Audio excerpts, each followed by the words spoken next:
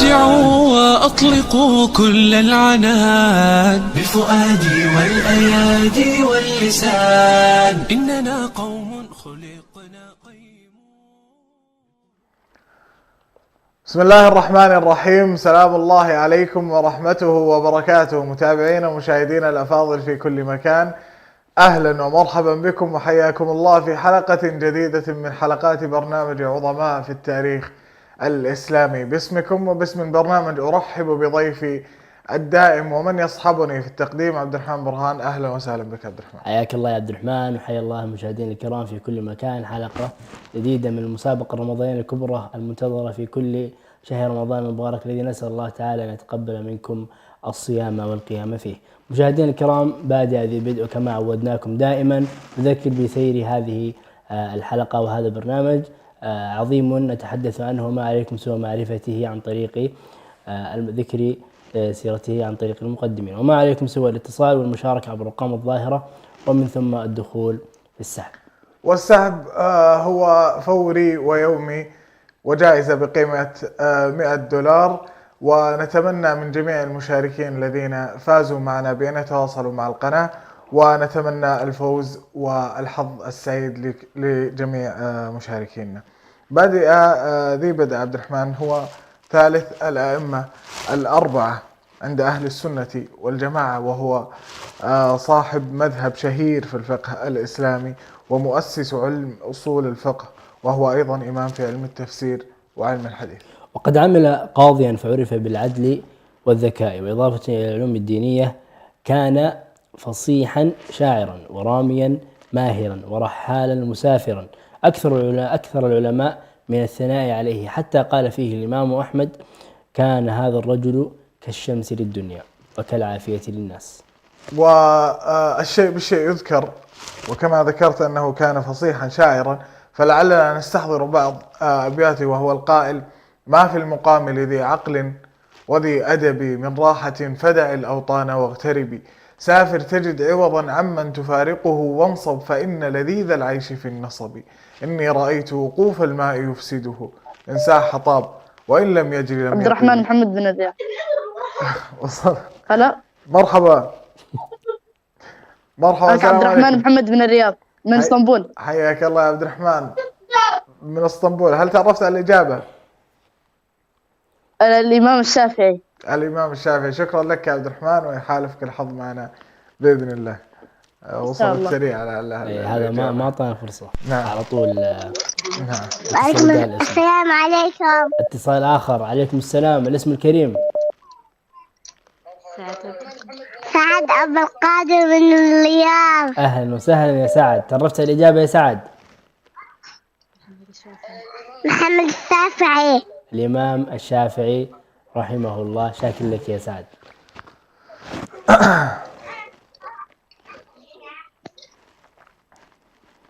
طبعا قول الإمام أحمد فيه كان كالشمس للدنيا وكالعافية للناس في غاية في العمق والبلاغة. نعم. ويوضح مدى أهمية هذا العالم للناس في ذلك الوقت. معنا اتصال.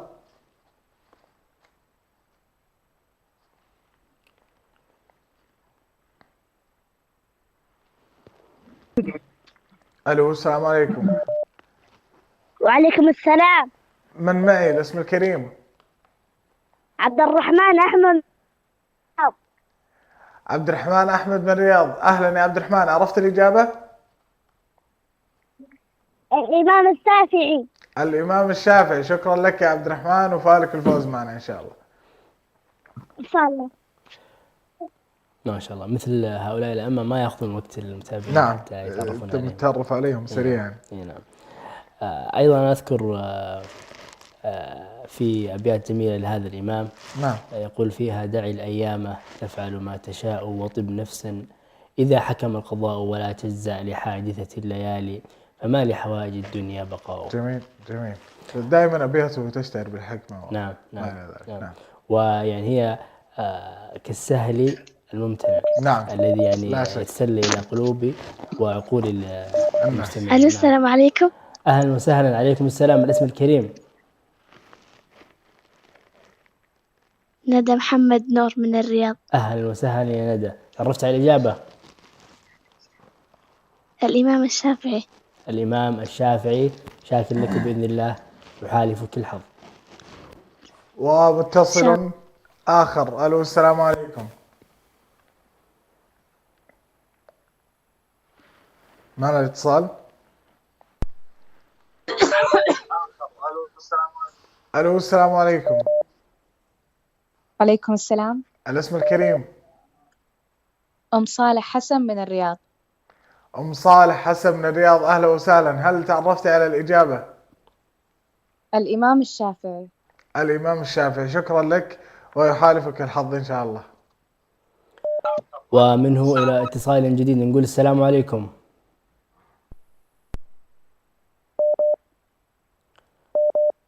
ألو السلام عليكم.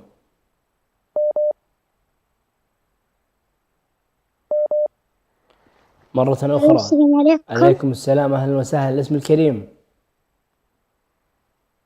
بيان من الرياض. الاسم الأول. خالد بيان من الرياض. خالد بيان من الرياض، حياك الله يا خالد. تعرفت الإجابة يا خالد؟ نعم، الإمام الشافعي. الإمام الشافعي. شاكر لك وبإذن الله يحالفك الحظ. ومتصل آخر. ألو السلام عليكم. عليكم السلام ورحمة الله أخي الكريم. حياك الله. الاسم الكريم. خالد نور. حياك الله يا خالد. من تكلمنا؟ من تركيا. أهلا وسهلا. هل تعرفت على الإجابة يا خالد؟ الإجابة إن شاء الله الإمام الشافعي. الإمام الشافعي. شكرا لك يا خالد وفالك الفوز معنا إن شاء الله. ومن خالد نستقبل اتصالا جديدا نقول السلام عليكم.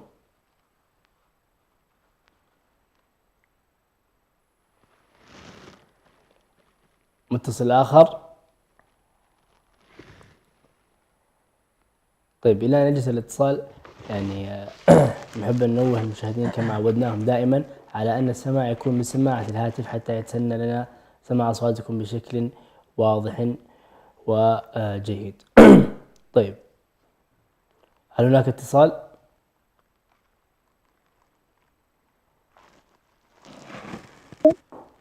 اي نعم.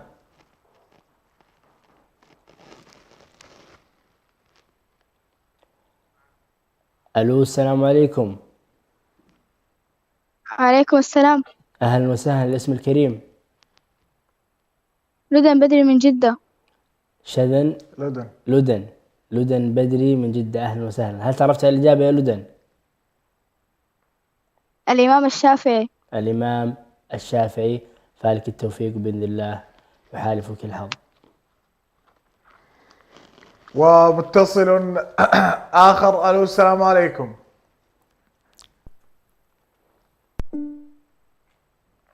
ألو السلام عليكم.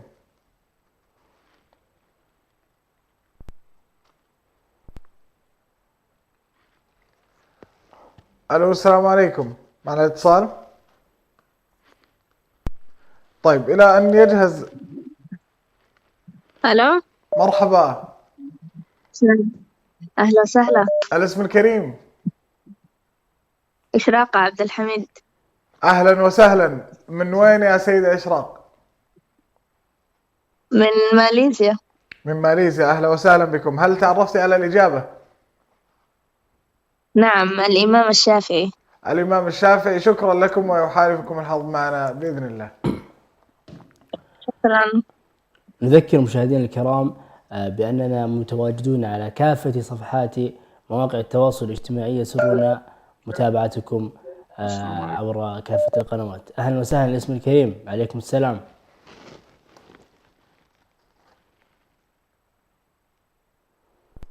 اي نعم صوتك واضح. الاسم الكريم.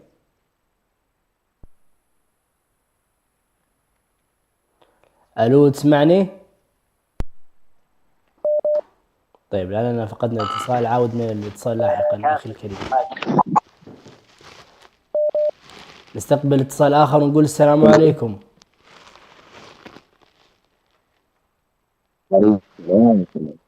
أهلا وسهلا. الاسم الكريم.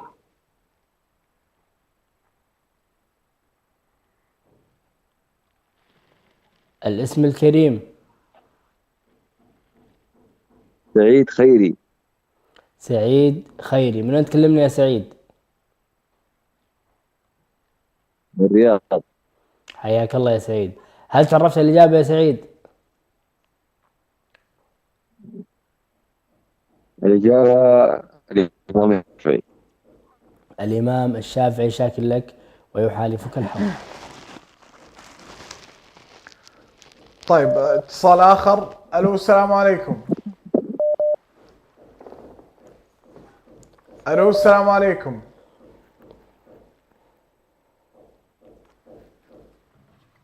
ألو السلام عليكم. أنا اتصال.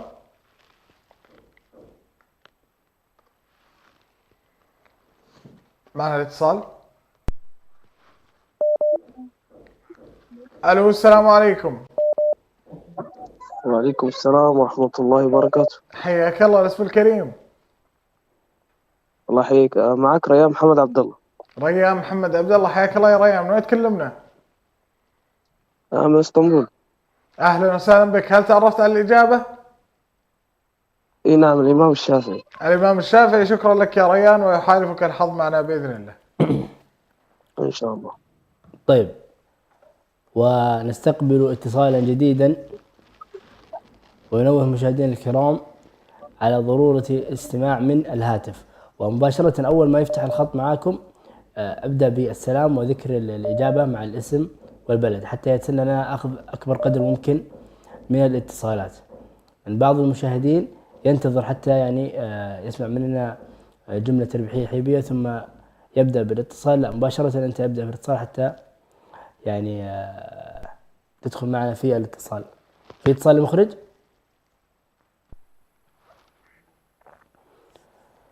طيب، ودنا عبد الرحمن يعني تعطينا كمان من أبيات هذا العالم الجليل، كونك ما شاء الله شاعر. الله يسلمك.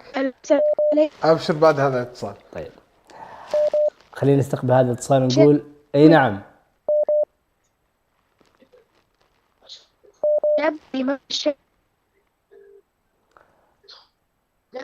الصوت غير واضح. الصوت غير واضح.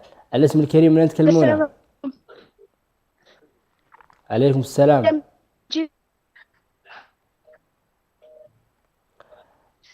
يا ليت تتأكدون من شبكة الإنترنت.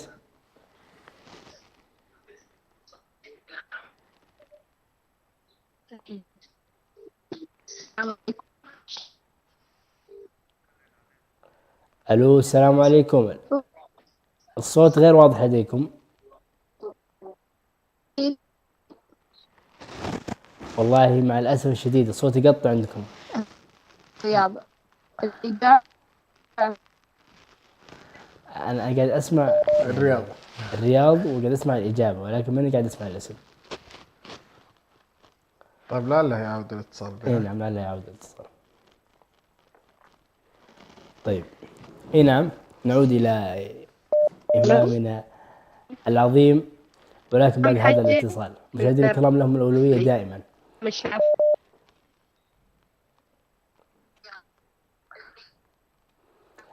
الاسم الكريم.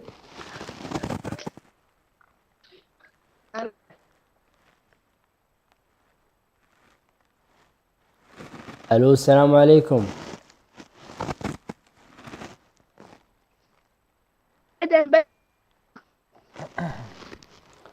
ألو السلام عليكم. ما زالت هناك مشكلة في الاتصالات. إذا لعلنا نوقف استقبال الاتصالات للحظة ونتكلم عن الإمام. سلام عليكم. وعليكم السلام. أهلا وسهلا. الاسم الكريم. أيوب صالح من الرياض. أيوب صالح من الرياض. أهلا يا أيوب. عرفت الإجابة؟ إمام شافعي. الإمام الشافعي. شكرا يا أيوب وفالك الفوز معنا إن شاء الله.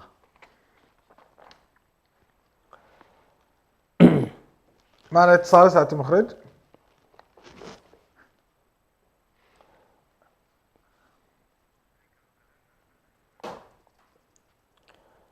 طيب تفضل. عطنا إلى أن أجهز الاتصال. ذكرنا أن هذا الإمام العظيم من أشهر ما قيل عنه أنه حفظ القرآن وهو ابن 7 سنين. جميل. وهذه منقبة لا ينالها إلا العظماء، وبذلك بلغ ما بلغ من العلم والمكانة في المجتمع. نعم.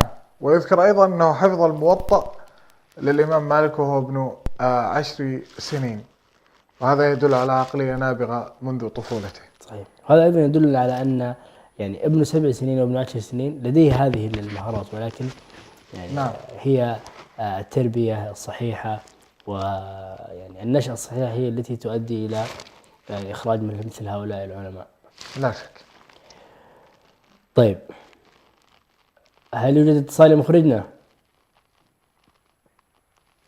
لعلنا إذا نستحضر أبيات أيضا. هذا.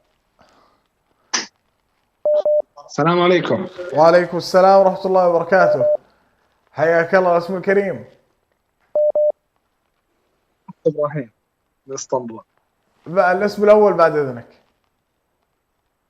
موسى إبراهيم. موسى إبراهيم. حياك الله يا موسى. هل تعرفت على الإجابة؟ الله يبقيه. نعم، الشافعي. الشافعي. من تكلمنا يا موسى؟ رحمه الله. من اسطنبول. حياك الله. أهلا بك وبأهل اسطنبول جميعا، وفالك التوفيق إن شاء الله. الله يسلمك. ودنا اليوم نستقبل مدينة جديدة يا عبد الرحمن، لعل بإذن الله. طيب، ذكرنا أنه كان فصيحا شاعرا وراميا ماهرا ورحالا مسافرا. نعم. وفي هذا قيل أو قال البيت الشعري الذي ذكرته: تغرب عن الأوطان في طلب العلا. نعم. وسافر ففي الأسفار 5 فوائد: تفريج هم واكتساب معيشة وعلم وآداب وصحبة ماجد. جميل. فهو أصلا كان رحالا، وكتب هذه الأبيات التي سار بها الركبان، ويعني أصبحت مضرب مثل لكل من يتغرب عن أهله لطلب العلم أو لأي سبب آخر، وأشبه ما تكون بالمواساة والعزاء. نعم. المغتربين. السلام عليكم. عليكم السلام ورحمة الله. الاسم الكريم؟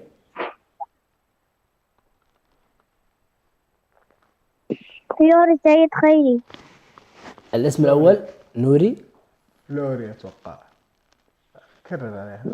الاسم فيوري الأول سعيد خيري مولد. حلو. فيوري سعيد خيري، أهلا وسهلا. تعرفت على الإجابة؟ ايوه. أعطينا الإجابة. الإمام الشافعي. الإمام الشافعي. فالك التوفيق وبإذن الله يحالفك الحظ. من وين بس تكلمينا يا فلوري؟ الإمام الشافعي. من وين تكلمينا؟ من الرياض. من الرياض.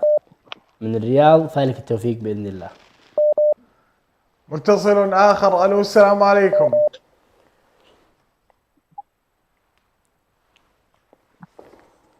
ألو السلام عليكم.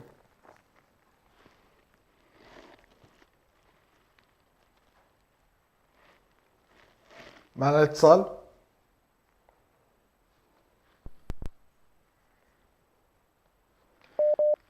ألو السلام عليكم.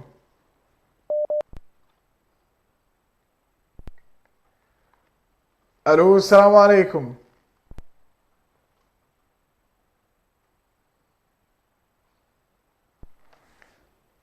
يبدو أننا فقدناه. طيب، نعود إلى إمامنا لهذا اليوم. يذكر أنه أذن له بالفتوى وهو دون سن 20 سنة. أصبح يفتي في الناس وهو دون سن 20. وعليكم السلام. حياك الله. اسم الكريم؟ عبد الله الأهدر من اسطنبول. حياك الله يا عبد الله. هل تعرفت على الإجابة؟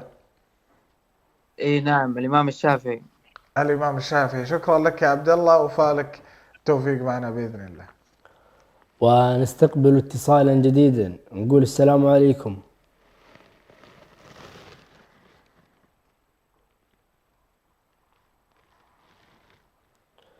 ألو السلام عليكم.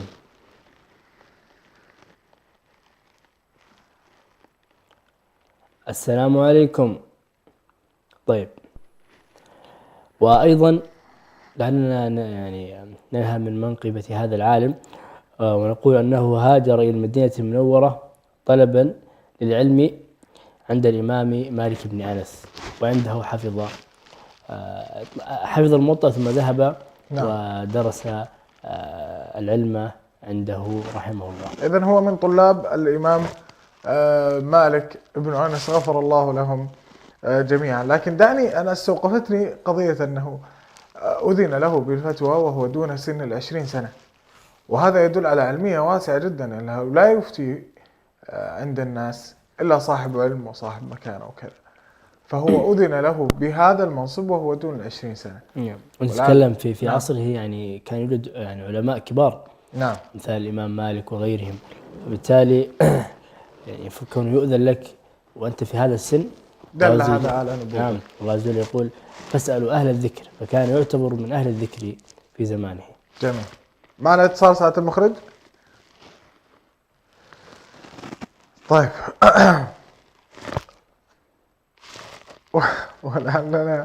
ولعلنا إذا نعود إلى قصائده الجميلة، ومنها قوله: إذا المرء لم يرعاك إلا تكلفا فدعه ولا تكثر عليه التأسفا، ففي الناس أبدال وفي الترك راحة وفي القلب صبر للحبيب ولو جفا، فما كل من تهواه يهواك قلبه ولا كل من صافيته لك قد صفى، إذا لم يكن صف الوداد طبيعة فلا خير في ود يجيء تكلف. جميل جميل جدا. نعم، وهذا كما ذكرنا سابقا هذا الذي ميز أبيات الإمام. نعم، السهولة والحكمة. نعم، السهولة والحكمة، ويعني سهولة حفظها يعني عند الناس. نعم. وكذلك من أشهر قصائد اللي ذكرت في مطلعها يقول: دع الأيام تفعل ما تشاء وطب نفسا إذا حكم القضاء، يقول فيها: ورزقك ليس ينقصه التأني وليس يزيد في الرزق العناء، فلا حزن يدوم ولا سرور ولا أمن عليك ولا رخاء، دع الأيام تغدر كل حين فما يغني عن الموت البقاء.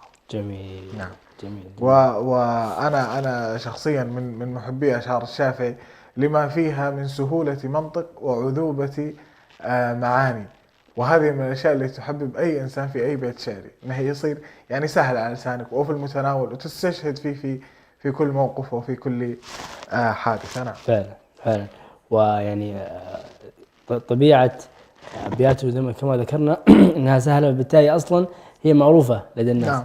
ولكن يعني كونك تحب سماعها، وناهيك عن الكثير من المنشدين والشعراء الذين تغنوا بهذه الأبيات وذكروها وقالوها، فبالتالي هي أصلا أبيات هذا الإمام هي أبيات يعني متداولة بين الناس بشكل كبير جدا، إلا أن الناس يحبون سماعها، ولو يعني قيلت لهم وذكرت لهم أكثر من مرة يعني ما ملوا وما شبعوا منها. مشاهدينا الكرام، دعونا وإياكم نخرج إلى فاصل قصير ثم نستكمل حلقتنا، فابقوا معنا. يا جموع الناس قد آن الأوان، أبدعوا وأطلقوا كل العنان بفؤادي والأيادي واللسان، إننا قوم خلقنا قيم. ولله الأسماء الحسنى فادعوه بها وذروا الذين يلحدون في أسمائه سيجزون ما كانوا يعملون. التعلق بالله سبحانه وتعالى وأعظم ما يمكن أن يتعلق به الإنسان وأعظم ما يمكن أن يتعرف عليه، ولذلك كان العلم بالله أعظم أنواع العلوم. سنتحدث عن أسماء الله عز وجل، ونستضيف كل ليلة مجموعة من الأسماء الطيبة المباركة التي وردت في كتاب الله عز وجل وفي سنة رسول الله صلى الله عليه وسلم. أننا ينبغي لنا أن نتودد إلى الله سبحانه وتعالى من خلال ما يحب الله سبحانه وتعالى من أسمائه وصفاته، بمعنى كلما أردت أن تناجي الله جل وعلا في أمر ما، ناده بالاسم الذي يريده سبحانه وتعالى.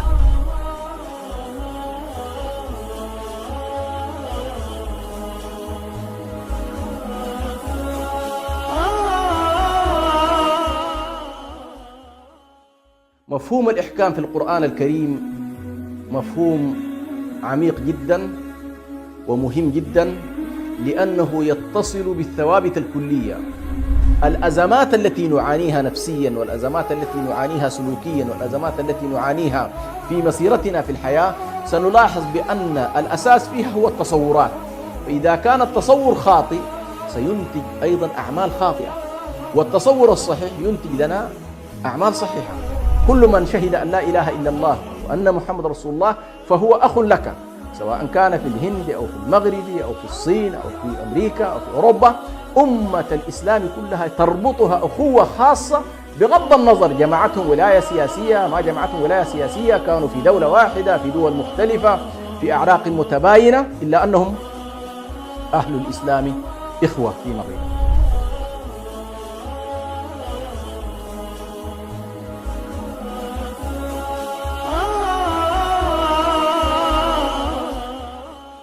لأنك ركيزة أساسية في بناء المجتمع والأسرة، لأنك صانعة الأجيال، ولأنك مهد التربية ومحضن الأخلاق. تعلمين وتربين الأبناء على الدين والخلق والقيم، ولأنك شريكة التكليف ورمز الخلق العفيف، لأنك المساهم الأكبر في النهوض بأخلاق وقيم المجتمع. فأنت تلدين نصفه وتربين النصف الآخر. لذا نقدم لك هذا البرنامج لنشاركك الحوار والاستكشاف في قضاياك المتنوعة. سنناقش قضايا الصحة النفسية والتحديات المهنية والعلاقات العاطفية والأمومة وغيرها الكثير والكثير، بلغة يحوطها اللين ويحتويها الرفق، امتثالا لنداء حبيبنا المصطفى رفقا بالقوارير. انضموا إلي أنا ندى محمود مع برنامج قوارير في شكله وحلته الجديدة على شبكة سلام الإعلامية.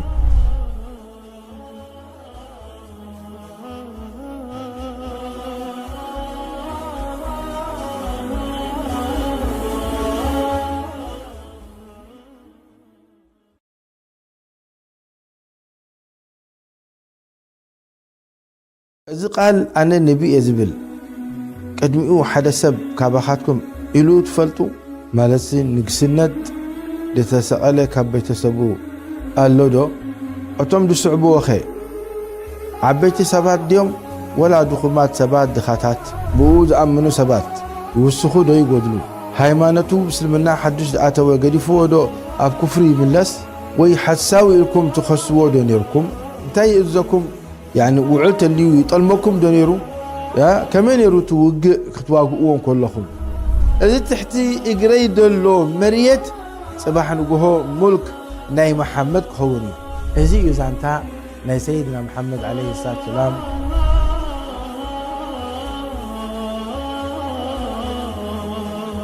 يا جموع الناس قد آن الأوان، أبدعوا وأطلقوا كل العنان بفؤادي والأيادي واللسان، إننا قوم خلقنا قيم. عدنا لكم متابعينا مشاهدينا الأفاضل بعد هذا الفاصل القصير، ونعود لاستقبال اتصالاتكم ونأنس بها. تفضل عبد الرحمن. طيب، السلام عليكم. عليكم السلام ورحمة الله. أهلا وسهلا. معك مصطفى قدو من اسطنبول. أهلا وسهلا يا مصطفى. تعرفت على الإجابة؟ نعم الإمام الشافعي إن شاء الله. الإمام الشافعي. شاكر لكم بإذن الله وحالفك الحظ. ألو، مرحبا، أهلا وسهلا. باسم الكريم. السلام عليكم. وعليكم السلام، حياك الله. معكم أحمد عبد الرحمن من الرياض. أحمد عبد الرحمن من الرياض، حياك الله يا أحمد. عرفت الإجابة؟ نعم، الإمام الشافعي. الإمام الشافعي. شكرا لك يا أحمد ويحالفك الحظ إن شاء الله. ومن أحمد إلى متصل جديد ومتسابق جديد نقول السلام عليكم.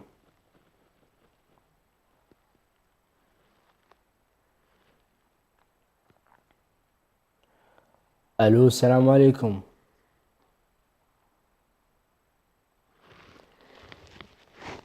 ألو، السلام عليكم. طيب مشاهدينا الكرام، إلى أن يجهز الاتصال أذكركم أيضا بأننا متواجدون كما ذكرت سابقا في كافة مواقع التواصل الاجتماعي. يسعدنا مشاركتكم واستقبال يعني آرائكم واستفساراتكم، وأيضا تفاعلكم معنا عبر هذه الصفحات يسرنا ويشرفنا دائما وأبدا. كما نحن يعني متواجدون عبر الأقمار الصناعية وأيضا عبر بثنا في الفيسبوك والبث الرسمي في قناتنا في اليوتيوب. عليكم السلام ورحمة الله. الاسم الكريم؟ اسطنبول. أيوة الاسم؟ أمين محمد خربيش من اسطنبول. أمين محمد خربيش من اسطنبول، حياك الله يا أمين. تعرفت على الإجابة؟ الإمام الشافعي. الإمام الشافعي. شاكر لك يا أمين ويحالفك الحظ. ومتصل آخر. ألو السلام عليكم. ألو السلام عليكم.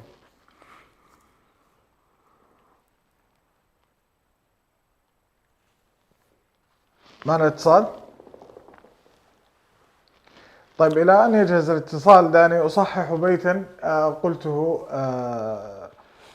بشكل خاطئ: دع الأيام تغدر كل حين فما يغني عن الموت الدواء، وليس فما يغني عن الموت البقاء، وهي من أبياته رحمة الله عليه في قصيدته الشهيرة التي ذكرناها في ما تقدم.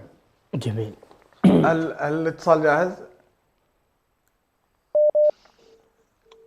هيا ايش نجيب المصعد اقل شيء. الو السلام عليكم. السلام ورحمة الله، حياك الله. معكم عمار جمال من مصر. عمار جمال من مصر، اهلا يا عمار. من وين تكلمنا يا عمار؟ من مصر. حياك الله يا عمار. هل عرفت الإجابة؟ اي نعم، الإجابة الإمام الشافعي. الإمام الشافعي. شكرا لك يا عمار ويحالفك الحظ معنا إن شاء الله. شاكر لك يا عمار. الو السلام عليكم. من مصر، ونستقبل اتصالا جديدا. نقول السلام عليكم. عليكم السلام. الاسم الكريم؟ يا هلا، سعيد ياسين. كيف اهلا الحال؟ وسهلا بالاستاذ الفاضل سعيد ياسين، حياك الله. هل تعرفت الاجابه؟ من وين تكلمنا؟ من اسطنبول. من اسطنبول. تعرفت الاجابه؟ ايوه امام الشافعي.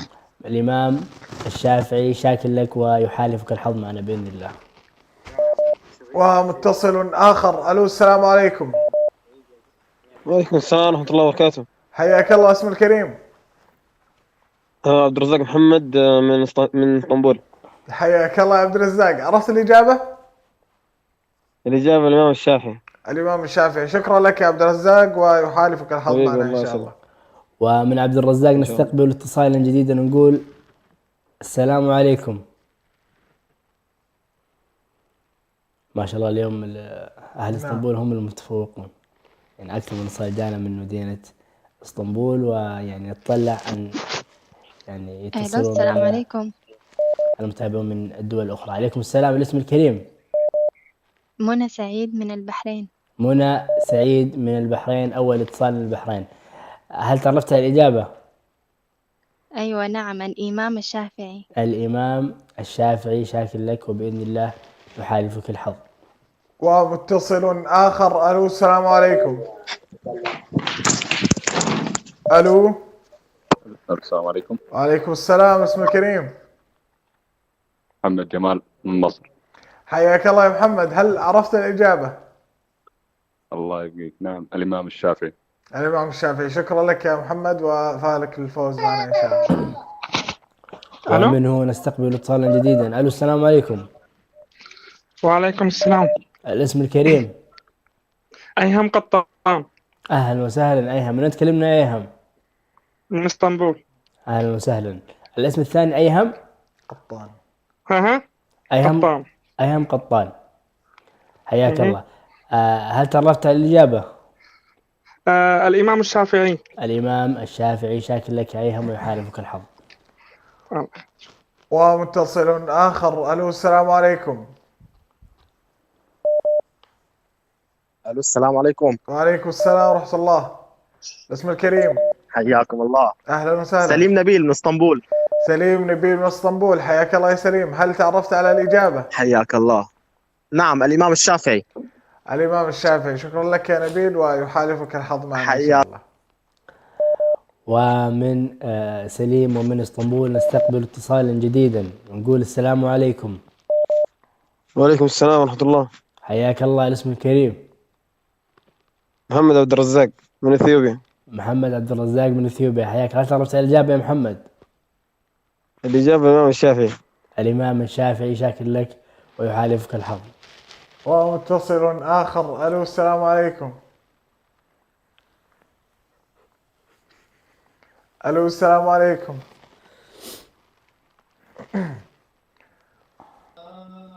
ألو السلام عليكم. وعليكم السلام ورحمة الله وبركاته. حياك الله أستاذ علي من الرياض، والإجابة الإمام الشافعي. نبيل أمين علي من الرياض، والإجابة الإمام الشافعي. شكرا لك يا أستاذ نبيل، ويحالفك الحظ معنا إن شاء الله. ومن نبيل إلى متصل جديد نقول السلام عليكم. السلام عليكم. عليكم السلام. الاسم الكريم؟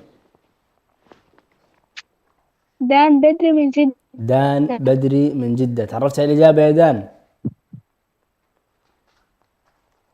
الإمام الشافعي. الإمام الشافعي، فالك التوفيق يا دان ويحالفك الحظ. ومتصل آخر. ألو السلام عليكم.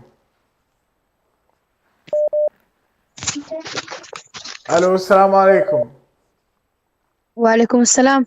الاسم الكريم؟ أريج محمد. من وين يا أريج؟ من اسطنبول. أهلا وسهلا. هل تعرفت على الإجابة؟ نعم، الإمام الشافعي. الإمام الشافعي. شكرا لكم ويحالفكم الحظ معنا إن شاء الله.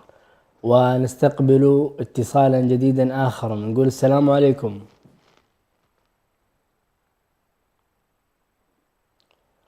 ألو السلام عليكم.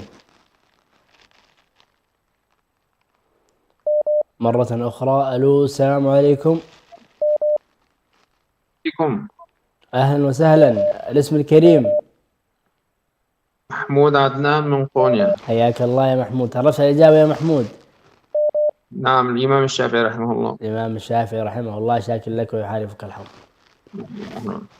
ومتصل آخر. ألو السلام عليكم. عليكم السلام. الاسم الكريم؟ الوليد بيان من الرياض. حياك الله يا الوليد. هل عرفت الإجابة؟ نعم، الإمام الشافعي. شكرا لك يا الوليد وفالك الفوز معنا بإذن الله.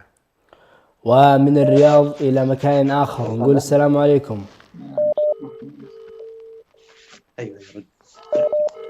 أنتم على السلام الهواء. عليكم. عليكم السلام. ياسين بدران من سوريا. حياك الله يا ياسين. هل تعرفت الإجابة؟ نعم، الإمام الشافعي. الإمام الشافعي، شاكر لك ويحالفك الحظ. ومتصل آخر. ألو السلام عليكم.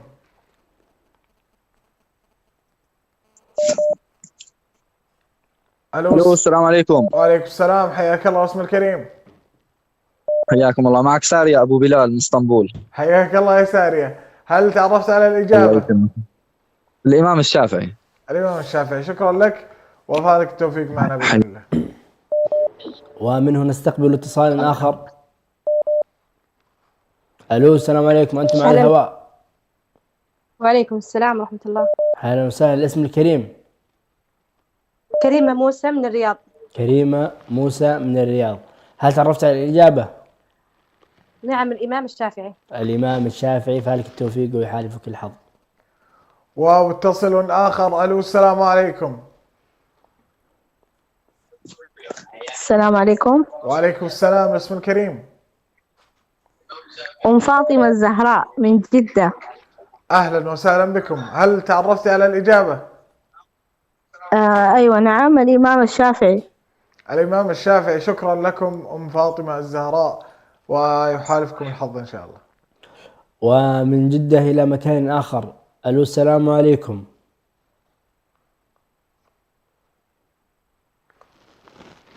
ألو السلام عليكم.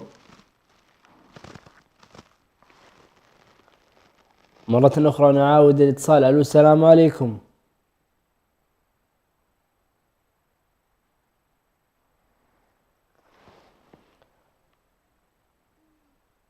مشاهدينا الكرام، ننوه على ضرورة استخدام شبكة إنترنت قوية حتى يتسنى الاتصال.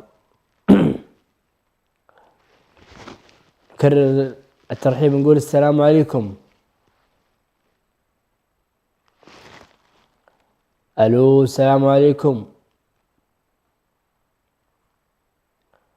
طيب تعاودوا الاتصال معنا إن شاء الله ونستقبل اتصال آخر.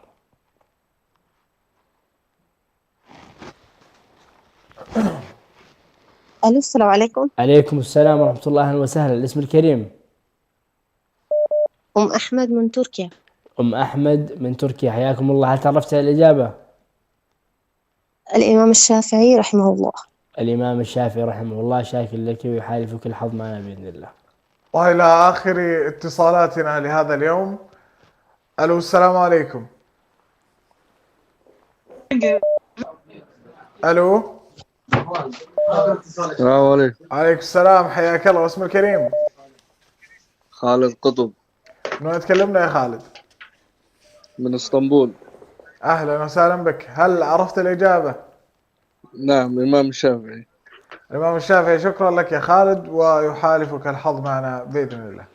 وبهذا الاتصال نكون قد ختمنا فقرة استقبال الاتصالات. ننتقل وإياكم إلى فقرة السحب والتعرف على الإجابة وهذا العظيم، ولكن بعد هذا الفاصل فابقوا معنا. يا جموع الناس قد آن الأوان، أبدعوا وأطلقوا كل العنان بالفؤاد والأيادي واللسان، إننا قوم خلقنا قيم. وآتوا اليتامى أموالهم ولا تتبدلوا الخبيث بالطيب، ثم قال الله جل وعلا ولا تأكلوا أموالهم إلى أموالكم ولقد نعلم أنك يضيق صدرك بما يقولون. يضيق صدره عليه الصلاة والسلام، وهذا من الإيذاء. في ناس في مسجد رسول الله صلى الله عليه وسلم فجار، يقول البر والفاجر. من الفجار اللي ممكن الله ما شاء. شايف عمر بن الخطاب رضي الله عنه وأرضاه رجل ملهم. إيش يعني رجل ملهم؟ دائما توقعاته تكون في مكانها، هذا الرجل الملهم. قال الله جل وعلا أولم يرى الإنسان أنا خلقناه من نطفة فإذا هو خصيم مبين. خصيم مجادل. يجادل من يا إخواني؟ يجادل الله.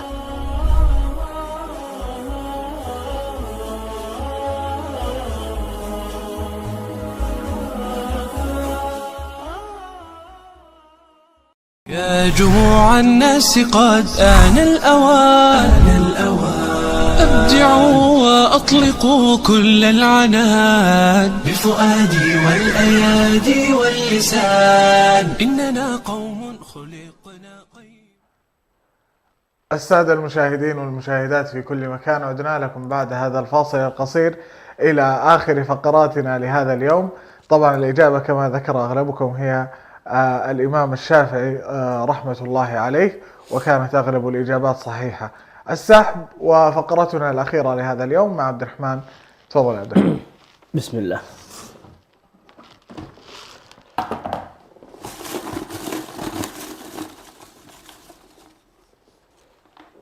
طيب بسم الله. نتعرف على الفائز معنا لهذه الحلقة. ما شاء الله تبارك الله، الوليد بيان من الرياض. الوليد بيان من الرياض، ألف مبروك. الاسم واضح على الشاشة؟ نعم واضح. الوليد بيان من الرياض. يا ليت تتواصل معنا يا الوليد حتى تستلم جائزتك، وألف مبروك وحظ أوفر لبقية المشاهدين. لمن لم يحالفه الحظ معنا اليوم يحالفك الحظ بإذن الله في الحلقات القادمة في نفس الموعد من كل يوم. ترقبونا متابعينا ومشاهدينا الأفاضل. شكرا لحسن الاستماع والمتابعة، والشكر موصول لمن يصحبني في التقديم عبد الرحمن برهان.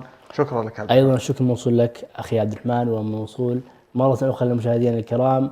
ما زالت الفرصة متاحة، استغلوا أوقاتكم وننتظركم بإذن الله في نفس توقيتي غدا إن شاء الله. إلى ذلك من حين، السلام عليكم ورحمته وبركاته.